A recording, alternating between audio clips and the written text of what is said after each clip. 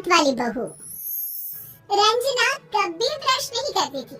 उसे कितनी बार उसके माँ बाप ने डांटा, लेकिन उसका कोई असर उस पर होता ही नहीं था, जिस कारण से उसके दांत पीले पीले हो जाते हैं शादी के बाद। अरे बहू, वैसे तो तुझ में कोई कमी नहीं है, पर तेरा दांत इतने पीले कैसे है बेटा? कैसे है मतलब? कोई सर्जरी थोड़ी ना कराई है। वो तो क्या नाम, मैं ब्रश नहीं करती थी तो पीले हो गए। क्या करूं? आप कहे तो लाल करवा लूं या फिर काले? यार ये क्या है, क्यों माँ से लड़ रही हो? लड़ रही हूँ? अरे मैं लड़ रही हूँ या ये बोल रही है कि दांत पीले हैं, पीले। अरे तपस्या थोड़ी ना की है इन्हें पीले करने के लिए, बकायदा ब्रश नहीं किया है 20 साल तक, तब जाकर। छी, कैसी बात कर रही हो? ये उस वक्त तो पीले नहीं थे जब हम लोग तुम्हें देखने आए थे। अरे तब साफ करवा लिया होगा डेंटिस्ट के पास जाकर। अब देखो कैसे पीले पीले लग रहे हैं। रंजना सास की तरफ गुस्से से देखती है। फिर शुरू हो गई पीले पीले पीले। अरे पीले तो तब भी थे जब मेरे हाथ का रसगुल्ला उड़ा उड़ा कर खा रही थी और बोल रही थी, लड़की नहीं गुणों का खजाना दे रहे भाई साहब। अब वो लोग करते भी तो क्या कहते, पीले दांत वाली बहू पल्ले पड़ी थी तो झेलना तो था ही। एक दिन कीर्तन में रंजना गाना गा रही थी। अरे कमला बहन, माँ का द्वार है, यहाँ तो सब शुद्ध हो कराते हैं, फिर अपनी बहू को ब्रश भी नहीं कराती तुम। दूर से पीले पीले दांत भक्ति में बाधा उत्पन्न कर रहे हैं। अरे कोई 2 साल के बच्चे थोड़ी ना लेकर आई हूँ मैं बहू बनाकर, अच्छी खासी लड़की है। अरे कैसे करवाऊं ब्रश, ये तो उसे खुद करना चाहिए ना। अब माँ बाप तो इसके जैसे तैसे निपटा दिए, ये नहीं सोचा कि सास कैसे संभालेगी। सास बहू को लेकर घर आ जाती है, लेकिन सोच लेती है कि अब इसे लेकर कहीं नहीं जाएगी। अगले रोज बहू कहती है, अरे क्या हो गया, मंदिर नहीं जाना क्या? कीर्तन का वक्त हो रहा है। मेरी मधुर वाणी से कान्हा जी जागते हैं और सोते हैं। आप तो जानती है ना उनकी भक्ति में कितना मन लगता है मेरा। वो क्या है ना, तबीयत ठीक नहीं लग रही है मेरी, आराम करूंगी मैं। तबीयत ठीक नहीं लग रही? अभी तो मिथुन के गाने पर नाच रही थी आप, और अब बोल रही है कि तबीयत ठीक नहीं लग रही। अरे भक्ति में मन लगा लो सासू माँ, ऊपर जाना है, क्या मुंह दिखाओगी आप? हाँ? सास को बहू की बात पर गुस्सा आ जाता है। मैं क्या मुंह दिखाऊंगी, इसकी चिंता तो ना कर, समझी? अपने मुंह की चिंता कर, जो ये पीले पीले दांत लेकर हर जगह पहुंच जाती है। पता है लोग कितना मजाक बनाते हैं। ना जी ना, मैं नहीं जाना कहीं तेरे साथ। तो ये बात है, कोई ना, मत जाओ, मैं अपने कमरे में ही बैठकर भक्ति कर लूंगी।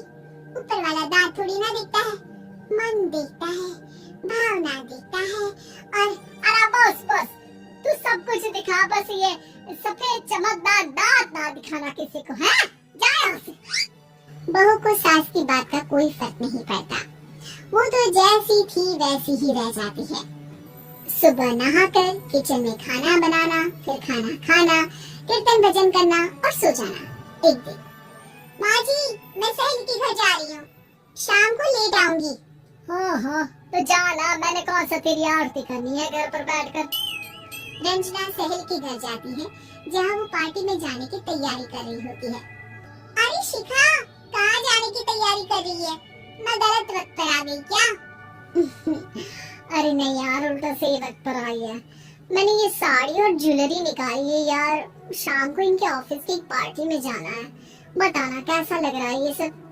नहीं यार, इस ड्रेस के साथ तो वो वाली ज्वेलरी अच्छी लगेगी। हाँ सही बोल रही है, मैंने ध्यान ही नहीं दिया। वैसे तो हमेशा से मस्त फैशन सेंस रखती है, तो बड़ा जाती होगी ना पति के साथ पार्टी में। रंजना कुछ नहीं बोलती, बस सोचती है कि यार काश ये बात सही हो जाती, पर मैं क्यों नहीं जाती पार्टी में? क्या इन लोगों की कोई पार्टी होती नहीं होगी? रंजना घर आती है और रात में पति से सवाल करती है, एक बात बताइए, आप मुझे किसी पार्टी में क्यों नहीं ले जाते? क्या आपके यहाँ ऑफिस में पार्टी नहीं होती? पति बेचारा क्या कहता कि दांत पीले हैं तुम्हारे इसलिए। पार्टी होती नहीं हम लोगों के ऑफिस में, तो कहाँ से लेकर जाऊं? और मार्केट, मॉल, कहीं वीकेंड घूमना, कहीं तो अरे यार सारे हफ्ते में एक छुट्टी मिलती है, तो सोचता हूँ कि आराम ही कर लूं। क्यों? रंजना मन मार के रह जाती है। पहले कभी सास के साथ मंदिर जाया करती थी, लेकिन वो भी सास ने ले जाना बंद कर दिया। घर बैठी बैठी रंजना बोर हो जाती है। तभी उसे आइडिया आता है और वो मायके जाने का सोचती है। सासू माँ, 2 दिनों के लिए मम्मी के घर जा रही हूँ। अच्छा अच्छा ठीक है, आराम से जा। और हाँ, माँ से कुछ अच्छी आदत सीख कर आना कि कैसे शरीर के हर बात की तरह दांतों की सफाई भी जरूरी होती है, समझी? शुरू हो गई ना? वो लोग आपकी तरह नहीं है कि छोटी छोटी बात का बतंगड़ बना दे। उन लोगों के लिए मैं मायने रखती हूँ, ना कि मेरे पीले पीले दांत। रंजना माँ को बिना बताए उन लोगों को सरप्राइज देती है, लेकिन जैसे ही वो दरवाजे पर पहुँचती है, अंदर देखती है कि घर वाले कहीं जा रहे होते हैं। अब माँ, काश रंजना दीदी के दांतों वाली प्रॉब्लम नहीं होती, तो वो भी हम लोगों के साथ चलती ना बुआ जी की बेटी की शादी में। हाँ बेटा, लेकिन अब उसे कौन समझाए कि उसको उसके पीले दांत नहीं दिखते, लेकिन उसके आसपास के लोगों को कितना एम्बैरेसिंग फील कराते हैं। मुझे तो कितनी बार उसके स्कूल की टीचर ने शिकायत की कि उसके साथ कोई लड़की बैठना भी नहीं चाहती, और ना ही कॉलेज में कोई उससे बात करना चाहता था। लेकिन पता नहीं क्यों उसे ये बात समझ में नहीं आती। कोई कमी नहीं है उस लड़की में, बस यही कि दांत पीले हैं। वो तो भला हो जीजाजी और उनकी माँ का, जो दीदी को जैसी है वैसे ही रखा हुआ है।